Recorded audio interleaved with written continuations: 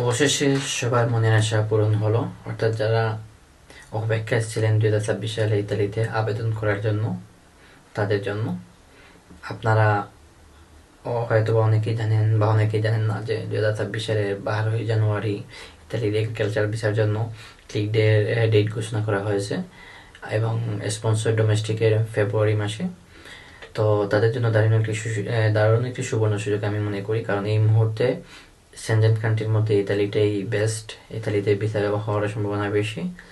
So আপনারা জানেন যে ইতালিতে 5 লক্ষ লোক ইতালিতে আনবে, সেক্ষেত্রে বিভিন্ন দেশ থেকে আনার চেষ্টা করবে ইতালি মেলোনি সরকার।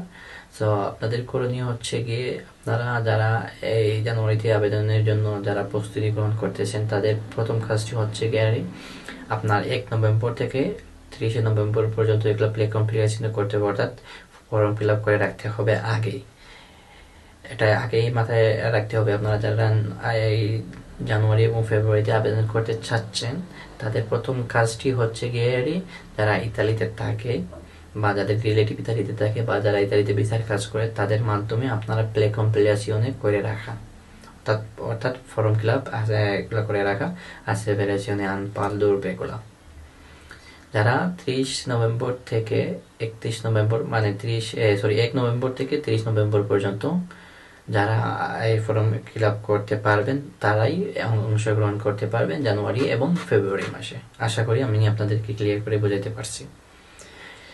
সেক্ষেত্রে আপনারা চেষ্টা করবেন, চেষ্টা করবেন ভালো মালিক খুঁজে অ্যাপ্লাই করার জন্য, অর্থাৎ যে মালিক, ইতালিয়ান মালিক যারা বা বাংলাদেশের যদি মালিক হয় তাকে সমস্যা নেই, তাদের বাৎসরিক যে ইনকাম যেটা আমরা রেদিত্ব বলি, রেদিত্ব আপনার 25,000-এর উপরে।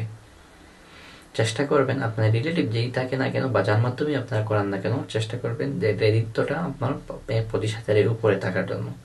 যদি 25,000-এর উপরে থাকে, সেক্ষেত্রে আপনারা মনে করেন যে 100-এর মধ্যে 100% আপনাদের ভিসার লসটা হয়ে গেছে।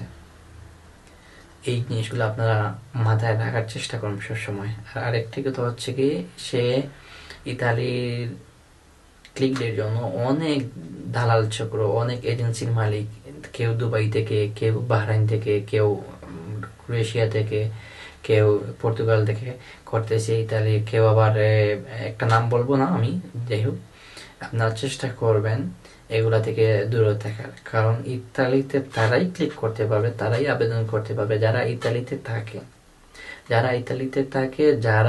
যাদের রিলেটিভ আছে তাদের মাধ্যমে চেষ্টা করবে, এবং যারা ইতালিয়ান কাজ করে, যারা ইতালিতে বসবাসরত, তাদের মাধ্যমে চেষ্টা করবে।